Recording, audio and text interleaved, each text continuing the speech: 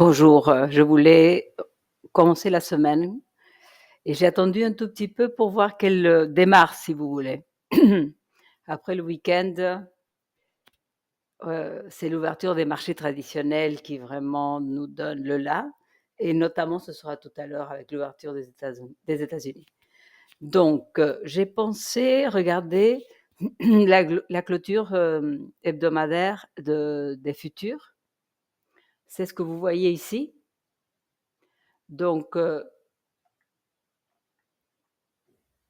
voilà, la semaine, si on regarde seulement parfois j'aime bien faire ça, on n'a pas besoin de beaucoup d'indicateurs. Si je regarde ça, qu'est-ce que je vois? Que le 9, exponential moving average, le 9, a bien tenu la semaine dernière, donc on a clôturé au-dessus et que donc ça me laisse moi plutôt bullish si vous voulez. Il faut voir qu'est-ce qu'on fait cette semaine, mais ça, c'est un bon signe.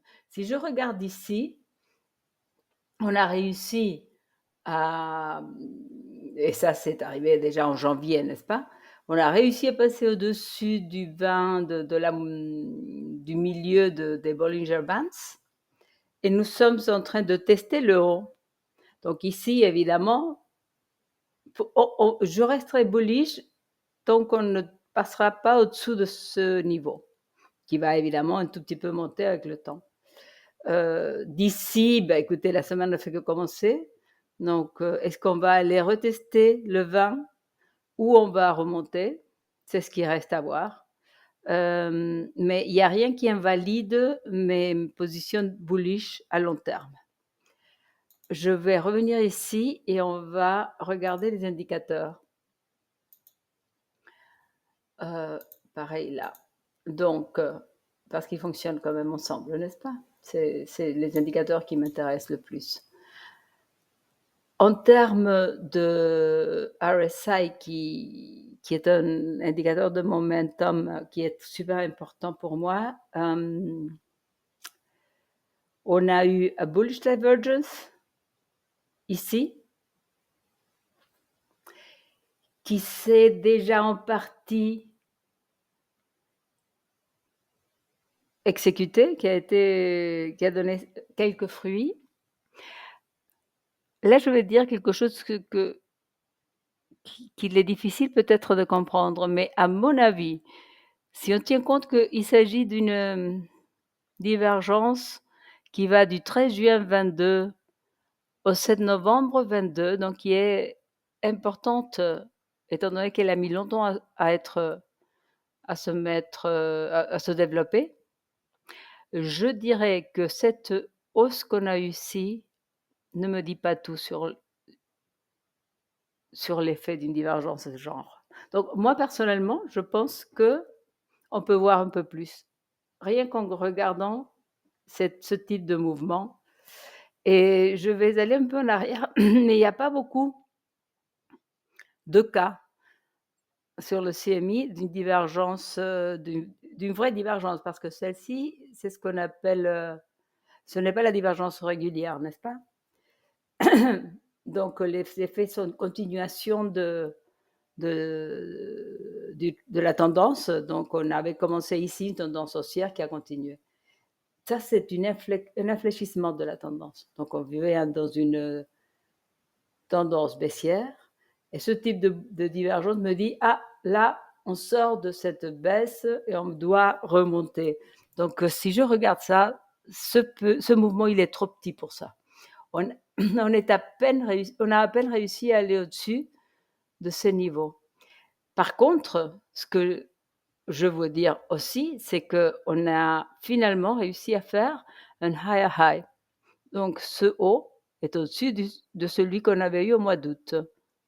C'est un bon signe. C'est clairement un bon signe. Donc voilà ce que je vois avec la semaine. Ici, évidemment, on est en train de baisser un peu. Ça ne veut pas forcément dire grand-chose. On peut rester avec des mouvements comme ça très longtemps. Regardez, comme ça. Bon, ici, on verra plus, mais on peut aller sur d'autres time frames et on peut aller aussi sur le spot. Je veux dire oui, le spot, pas le futur et on peut voir la même chose donc et la volatilité, elle est moyenne donc on peut continuer à monter. Par contre, on est passé de nouveau au-dessous de la moyenne mobile, de l'average et donc ici, on pourrait peut-être venir retester notre indicateur moving average 21, oui, pourquoi pas. Donc oui, et on l'avait déjà dit la semaine dernière, il n'y a pas eu de changement, donc 21,2, parfaitement, je peux le voir. Ce serait parfaitement dans les cartes et ça n'entamerait en rien notre point de vue à long terme. Ensuite, revenons au spot. Là, non, c'est lequel que je veux, ça non plus. Coinbase, voilà. Et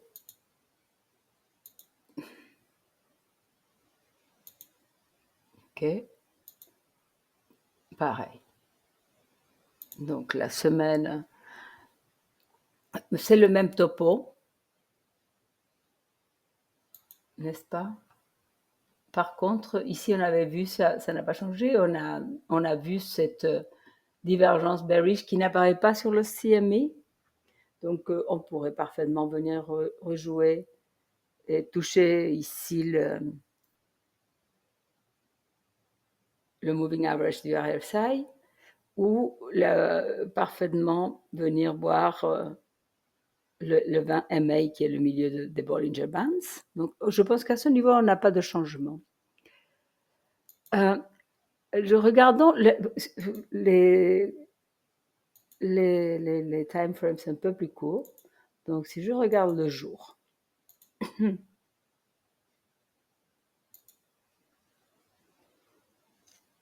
voilà. Ça, on avait dit on pouvait avoir en jeu la bullish divergence. Elle n'est pas du tout confirmée. Qu'est-ce qui va confirmer ça? Il faudrait une clôture il faut avoir vraiment un high low ici.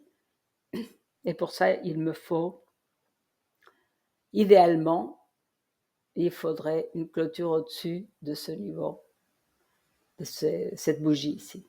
On n'y est pas. Mais pour l'instant, il est en gestation.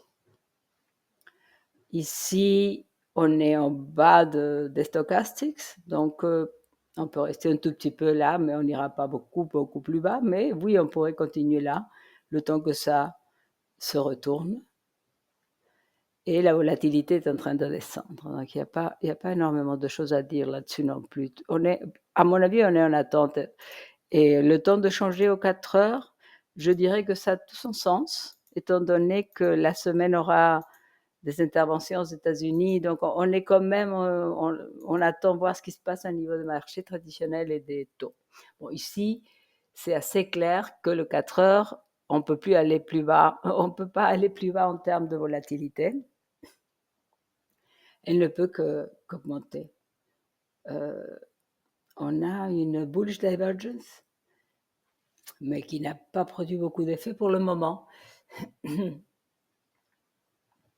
Et regardez ça, qui coïncide bien évidemment avec ça. Donc, il n'y a pas du tout de mouvement. Ça, c'est pratiquement zéro. Donc, évidemment, la volatilité ne peut que augmenter.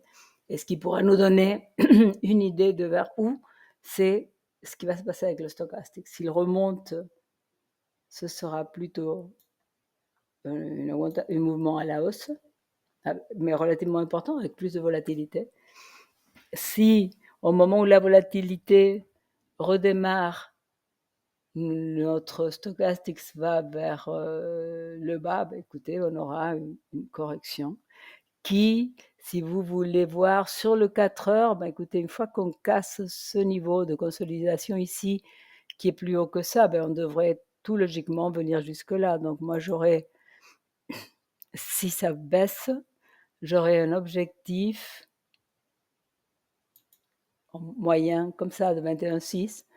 Donc, étant donné qu'on n'est jamais sûr de rien, je préfère travailler sur base d'une fourchette de prix possible. Voilà, je vais enlever ça. Et là, on serait quelque part entre quoi? Entre 21,4 et 21,9. Donc ça, sur le 4 heures, c'est tout à fait envisageable si jamais la volatilité augmentait avec un mouvement baissier. Au contraire, si on allait vers le haut, ben écoutez, on devrait venir revoir ça. Et là, il faut voir si on arrive à faire de nouveau un haut plus haut. Et ensuite, on va essayer de chercher les 25. Mais on n'y est pas du tout. Et pour l'instant, je pense on a tout intérêt à attendre voir ce qui se passe aux États-Unis à l'ouverture.